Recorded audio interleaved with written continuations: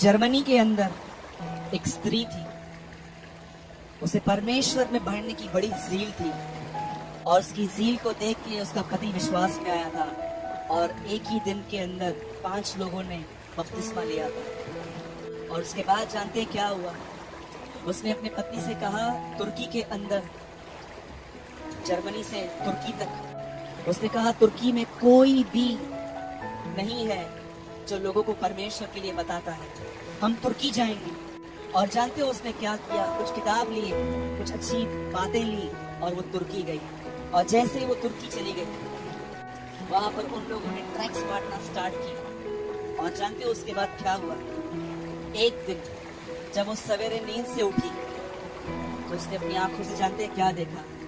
उसका पति और उसके 4 बच्चों के टुकड़े टुकड़े उसके बाजू में, और उस घर के पास एक लेटर पड़ा हुआ है, अगर तुमने लोगों को मसीह बनाना चालू किया फिर से, हमारे खानदान को ढूंढ ढूंढ के मारेंगे। और जानते हैं इस बहन ने एक चैनल में जाके, एक टीवी चैनल में जाके एक बात कही उन लोगों के लिए जिन लोगों ने उसके पति को मारा था। उन्होंने, उस लेडी ने कहा, जिन भी लोगों ने मेरे पति को मारा है, जिन भी लोगों ने, ये सब देखकर एक मुस्लिम राइटर ने अपने लेख में एक बात लिखी और उसने लिखा, तुर्की में कोई 100 साल में ऐसा प्रचार नहीं कर पाया है जो ये लेडी एक शब्द में कहती है। जानते हो उस लेडी के पास क्या? हम इसे माफ कर पाते हैं? हमारा मन न्याय करना बंद करता है लोगों को। हमारा मन कैसा है? क्या आप सच बताइए मेरे भाइयों बहनों, क्या आपको ये वचन साफ साफ नहीं दिखता पौलुस की तरह? मैं परमेश्वर की व्यवस्था तो खुश हूँ, लेकिन मुझे मेरे भीतर एक अलग ही व्यवस्था दिखाई देती है जो मुझसे लड़ती है। आप जानते हो उस बहन की ये बात सुन के एक मुस्लिम राइटर ने लिखा, तुर्की में कोई 100 साल में ऐसा प्रचार नहीं करके गया जो इस बहन ने एक लाइन में कह दिया। जानते हो उस बहन के पास क्या था? नया मन, एक नया मन था, जिसके विषय में आज हार्डली कोई बिलीवर प्रचार करता है, हार्डली कोई इसे ढूंढता है। आज जानते हो हमारी प्रार्थनाएं इतनी सेल्फ सेंटर्ड है। जब भी हम परमेश्वर के पास जाते हैं, हम अपने बच्चों के लिए, अपने लिए और अपने परिवार के लिए मांगते हैं। ये मांगना बिल्कुल भी गलत नहीं है, पर मैं आपसे एक बात पूछना चाहता हूँ, आप में से कितने लोग परमेश्वर को इस लिए ढूंढते हैं कि प्रभु मैं अपने मन से बहुत परेशान हूँ, मेरा मन बहुत चिंता करता है, मेरा मन आपके अंडर में नहीं चलता, मेरा मन प्रभु बहुत ऐसा है, अपनी चलाता है, मुझे इस मन से छुटकारा दे। क्या कहती है बाइबल यिर्मयाह की पुस्तक में? मैं मन के अंदर एक असाध्य रोग लगा है, लेकिन परमेश्वर ने यहाँ क्या बांधा? मैं तुम्हारे साथ एक नई वाचा बांधूंगा, उस नई वाचा में तुम्हारे लिए आशीष क्या होगी? मैं तुम्हें एक नया मन दूंगा। जानते हो वो मन क्या होगा? वो मन परमेश्वर के प्रेम पे निर्भर होगा, वो मन परमेश्वर के वचन पर भरोसा करेगा, वो मन परमेश्वर के दया की आशा रखेगा, वो मन शुद्ध होगा। बाइबल कहती है मैं एक नई वाचा बांधूंगा, मैं तुम्हें एक नया मन दूंगा। आप मुझे बताइए, आप में से कितने लोग इस मन को ढूंढते हैं, परमेश्वर के पास जाते हैं और कहते हैं प्रभु मैं लोगों से नहीं, मैं किसी और से नहीं, मैं अपने मन से परेशान हूँ। ये मन सारा दिन मुझे डिस्करेज करता है, निराश करता है। Lord I desperately need this mind, मुझे ये मन चाहिए प्रभु, मैं अपने मन से परेशान हूँ। आप जानते हो पहले के चेले इस आशीष में आए थे, इसलिए वो संकटों में खुश थे। मैं आपको एक सिंपल बात बताता हूँ, लिसन वेरी केयरफुली। आप में से कितने लोगों ने व्यवस्था विवरण 28वां अध्याय पढ़ा है? बताइए वहां पर आशीष क्या थी? जिस समय मूसा 20 लाख जेंट्स और स्त्रियों को, बच्चों को फिरौन के यहाँ से निकाल लाया और उसे 10 आज्ञाएं दी, वहां पर खड़े होकर उसे प्रचार किया, यदि तुम यहोवा का भय मानोगे तो तुम्हारी औरतों के बच्चे कभी नहीं गिरेंगे, यदि तुम यहोवा की भय मानोगे तो वो तुम्हें प्रतिज्ञा किया हुआ देश देगा, यदि तुम परमेश्वर का भय मानोगे तो परमेश्वर तुम्हें बहुत सारे बच्चे देगा। और जानते हो आशीष अर्थली थी और पनिशमेंट भी अर्थली थी, और अगर तुम उसके विरुद्ध चलोगे तो परमेश्वर शत्रुओं को तैयार करेगा तुम्हें मारने के लिए। आप जानते हो ये वाचा थी कि अगर तुम आज्ञा को मानोगे तो तुम ये सब मिलेगा। लेकिन जब यूहन्ना बपतिस्मा दाता यीशु मसीह के आने से पहले आते हैं, वो क्या प्रचार करते हैं? मन फिराओ, क्योंकि अब पृथ्वी का राज्य जा रहा है, अब एक नया राज्य आ रहा है, स्वर्ग का राज्य। क्या मिलेगा यूहन्ना जी उसमें हमको? वो तुम एक नया मन देगा। जानते हो, ये आधा प्रचार है जो ये कहते हैं कि मन फिराओ, स्वर्ग का राज्य प्रचार करेगा। ये हाफ प्रीचिंग है। तो ब्रदर फुल क्या है? मन फिराओ, परमेश्वर की ओर फिरो, वह मेमना तुम्हारा पाप उठा लेगा। वो ये समझा रहा था। मैं आपसे एक बात पूछता हूं, आप में से कितने लोग ईगरली ढूंढिए, आप नई वाचा में हैं, लेकिन आपका मन पुरानी वाचा में सेट है। आप प्रभु में हैं, लेकिन आज भी आप अंदर से यही चाहते हैं, मैं अमीर बनूं, मैं अपने रिश्तेदारों से आगे जाऊं, मेरे बच्चे अब्रॉड जाएं, ये जाएं, वो जाएं, आगे करें। डू यू नो ये क्या है? इसे कहते हैं नई वाचा में रहकर पुरानी वाचा में अपना मन लगाना। आप जानते हो कितने कम लोग होते हैं जो नई वाचा में आते हैं? कितने आए थे? यीशु ने क्या कहा? मन फिराओ, स्वर्ग का राजा आने वाला है। 9:1 मरकुस के अंदर लिखा गया है, यीशु मसीह कहते हैं एक जगह पे कि जब तक परमेश्वर का राजा नहीं आता तुम में से बहुत सारे लोग नहीं मरेंगे। मुझे बताइए कौन जिंदा है आज तक? पेंटिकॉस्ट के दिनों में वो राज्य आया। वो राज्य क्या था? पवित्र आत्मा मिला उन्हें, और पवित्र आत्मा पाने के बाद जानते हैं उनको क्या हुआ? उन्हें एक नया मन मिला। मैं आपको बताता हूं, ये नया मन पाया हुआ एक आदमी जो बाइबल में था वो कैसा था? आप में से कितने लोग इस आदमी को अच्छे से जानते हैं? संत पतरस। आप जानते हैं 66 में पतरस पौलुस मरा, 67 में पतरस जाया हुआ। मुझे बताइए, मैं जानता हूं आज मैं बहुत हाई लेवल की बात कर रहा हूं, शायद आप में से 90% लोग समझ भी नहीं पाए। पतरस ने अपनी आंखों से देखा था, अपनी आंखों से, कि कैसे उसके भाई पौलुस की गर्दन नीरो ने काटी है। और जानते हो जब वो मरने वाला था, वो अपने पत्र में लिखता है, भाइयों से प्रेम करो, एक दूसरे का सम्मान करो, एक दूसरे के लिए प्रार्थना करो, और चौथी बात वो लिखता है, राजा का सम्मान करो। क्या आप ये बिलीव कर सकते हो? पतरस अपने अंतिम दिनों में ये वही व्यक्ति है जो प्रभु यीशु मसीह के प्रचार में खड़े होकर कहता था कि मेरा भाई अगर अपराध करे तो मैं उसे कितनी बार माफ करूं? यीशु कहता है 7 के 70 गुना। और अब यही वो व्यक्ति है जो ये कहता है, जो आदमी मुझे मारने के लिए ढूंढ रहा है उसकी इज्जत करो। जानते हो ये क्या है? ये नया मन है।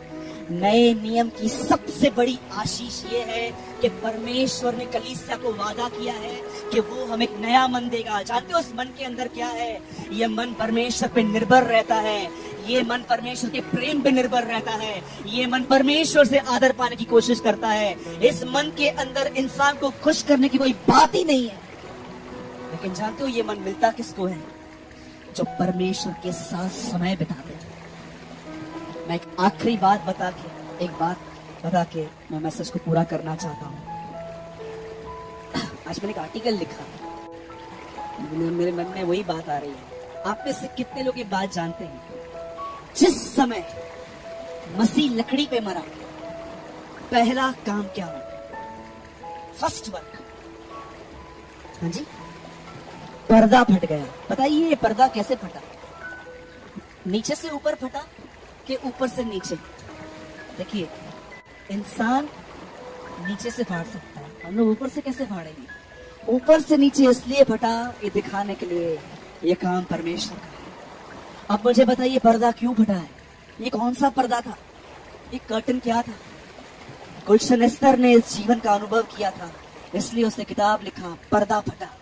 टॉनवेल क्यों लिखा था उसने? जानते हो? आज हम में से यहाँ पर 90% लोग सिचुएशन में डिस्टर्ब हो जाते हैं। हम में से बहुत सारे लोग अपने मन की अनुचित रीति पे चलते हैं। हम में से बहुत सारे लोग समझ ही नहीं पाते कि हमारा मन क्या हमको कहने की कर रहा है। जानते हो क्यों? याद रखिएगा, मसीह लोगों को वरदान मिल गए हैं, मसीह लोगों के पास कलीसिया है, मसीहों के पास ज्ञान है, पर मसीह लोगों के पास जो चीज नहीं है वो है उनके पास एक नया मन नहीं है, इसलिए वो सफर करते रहते हैं। आप जानते हो ये पर्दा क्यों फटा है? ताकि मनुष्य परमेश्वर की उपस्थिति में आए और वहां पर वो अपने परमेश्वर से एक नया मन पाए। मैं आपसे रिक्वेस्ट करता हूँ, इतना सफर करना, इतना सारा दिन मन का चलना, इससे अच्छा है आधे से पौना घंटा एवरीडे निकालो, अपना मोबाइल वगैरह अपना सब साइड करके परमेश्वर के साथ समय बिताओ और परमेश्वर से कहो, प्रभु मैं तुझसे सच कहता हूँ, मैं बहुत चिंता करता हूँ, मैं बहुत परेशान रहता हूँ, मैं एक आर्टिफिशियल स्माइल लेके घूमता हूँ, प्रभु मेरा मन दब जाता है, प्रभु मैं सच कहूँ मेरा मन सिचुएशन में तुझ पे बिलीव नहीं कर पाता, प्रभु क्या तू मुझे इस मन से छुड़ाएगा, क्या तू मुझे इस मन से आजाद करेगा, क्या तू मुझे एक ऐसा मन देगा जो सिचुएशन में तुझ पे बिलीव करे, खड़ा रहे, तेरी महिमा को ढूंढे। मैं आपसे पूछता हूँ, आप में से कितने लोग इस बात को जानते हैं कि आपको मन पाने के लिए परमेश्वर के पास जाना पड़ेगा? एक ब्रदर ने मुझसे एक सवाल किया, ब्रदर सूरज भाई एक बात तो बताइए, परमेश्वर ने पुराने नियम में इजरायलियों को कहा मैं तुम्हें उस देश में ले चलता हूँ जहाँ पर दूध और मधु की धाराएं बहती हैं। तो उस भाई ने मुझसे सवाल पूछा, ब्रदर वहां पर क्या कोई नदी थी जिसमें सारा दूध बहता था, हनी बहती थी? कितना मस्त इनोसेंट क्वेश्चन है ना उस भाई का। उन्होंने मुझसे एक बात पूछी, बोला ब्रदर मैंने पुराने नियम में बार बार पढ़ा, परमेश्वर इस्राएल के लोगों से कहता है चलो मैं तुम्हें उस देश में ले चलूंगा जहाँ पर दूध और मधु की धाराएं बहती है। जानते हो दूध और मधु की धाराएं क्या है? सबको लगता है कि उस देश में है ना कोई नदी थी जहाँ पर दूध और हनी बहती थी। जी नहीं, ऐसी कोई नदी नहीं होती है, हम भी जानते हैं ये बात। जानते हो परमेश्वर क्या बोलने की कोशिश कर रहा था? आप में से कितनों की बात जानते हैं दूध निकालने के लिए कितनी मेहनत करनी पड़ती है एक इंसान को? और मधु कहाँ होती है? ऊपर पेड़ पे। परमेश्वर क्या समझाने की कोशिश कर रहा था? मैं तुम्हें एक ऐसे देश में लेके जा रहा हूँ जहाँ पर तुम्हें मेहनत करनी है, क्योंकि वो बंजर जमीन है। क्या कहा प्रभु ने? नाशवान भोजन के लिए परिश्रम न करो, लेकिन उस भोजन के लिए परिश्रम करो जो अनंत जीवन तक ठहरता है। आप जानते हैं पुराने नियम में परमेश्वर ने कहा जब तक तू पसीना नहीं बहाएगा खाना नहीं मिलेगा। याद रखिएगा आदम श्रापित नहीं था, पृथ्वी श्रापित है। पहला मनुष्य जिसे श्राप मिला है वो आदम नहीं है, वो केन है। अब आप ऐसे कितने लोग ये बिलीव करते हैं जब तक आप इस किताब के ऊपर पसीना नहीं बहाएंगे आपको खाना नहीं मिलेगा? बोलो जय मसीह की। अब भी समय है, नई वाचा में आइए, यूहन्ना का प्रचार समझिए, वो क्या बोल रहा था। प्रभु का मार्ग तैयार करो, उसकी सड़कें सीधी करो। वो कहता है उसके अंदर आओ। नई वाचा की सबसे बड़ी आशीष है परमेश्वर आपको एक ऐसा मन देगा जो परमेश्वर पे भरोसा करेगा, विश्वास करेगा, उसके प्रेम पर निर्भर रहेगा। आज सच कहता हूँ, हम भाई लोग आज जल्दी चर्च में आ गए थे।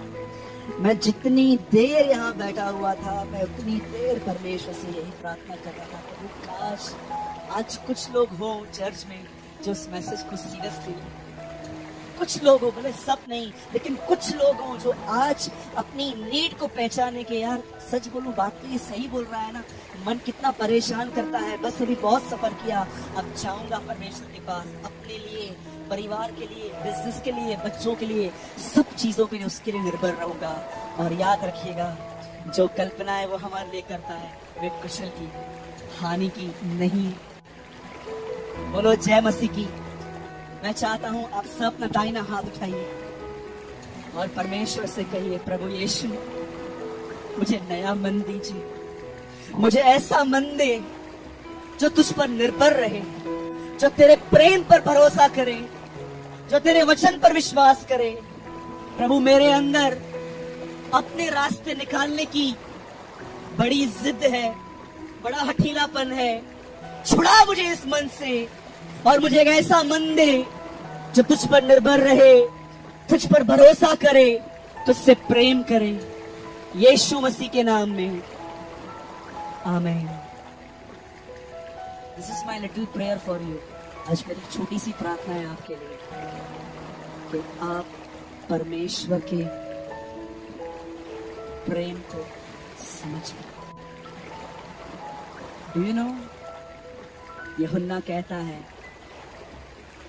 प्रेम यह नहीं है कि हमने प्रेम किया, प्रेम यह है उसने हमसे प्रेम किया। इसका मतलब जितना हम परमेश्वर के प्रेम को जानेंगे उतना हम उससे प्रेम कर पाएंगे। ठीक है, आइए हम सब खड़े हो जाएंगे।